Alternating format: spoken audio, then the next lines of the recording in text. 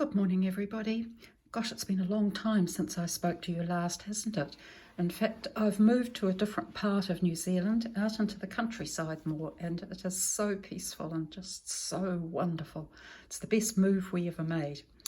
However, that meant that all my crafting and colouring supplies had to be packed up, and I'm still in the process really of frantically looking for things.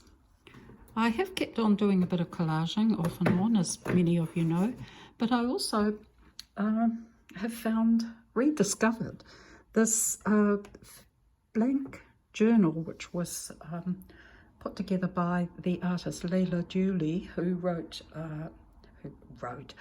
drew the amazing colouring book Floribunda. Now, I had this brilliant idea in the middle of the night, as you do when you can't get back to sleep. And I had made a start on this blank journal, but I'd stopped very abruptly because I just didn't have a sense of direction. Well, I have been rediscovering my stash of Daphne's diary magazines, and I've decided to devote this journal to flower art and personalise it where I can.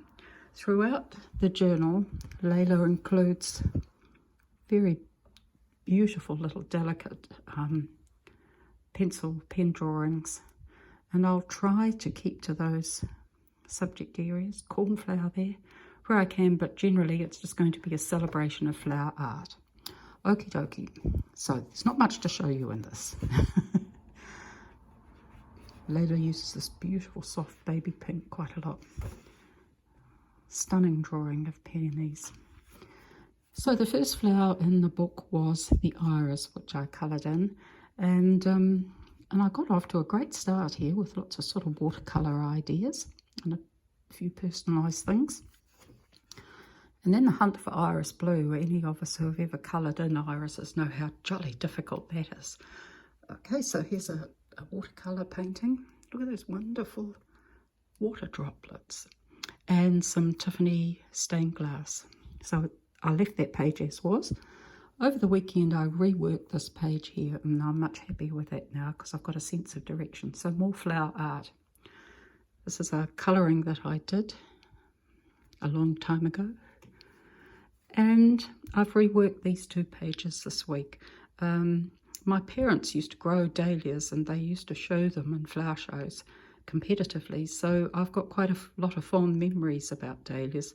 So where I can, I'm going to introduce memories of flowers into this journal. So that's as far as I've got. We move on to Peruvian lilies next, or as I know them, Alströmerias. Now, because this book is quite thick and the collaging is going to make it even thicker still, I have already removed one section from it to make room for the collaging. So there are some drawings here that I will use elsewhere. And I will need to take more out too. Fortunately, it is stitched, the binding, it's a stitch binding, so that makes it fairly easy to cut the sections out by just snipping the threads. I'm hoping it doesn't all fall to bits, of course. Okay, I'll be back later on when I've done a bit more. Bye-bye.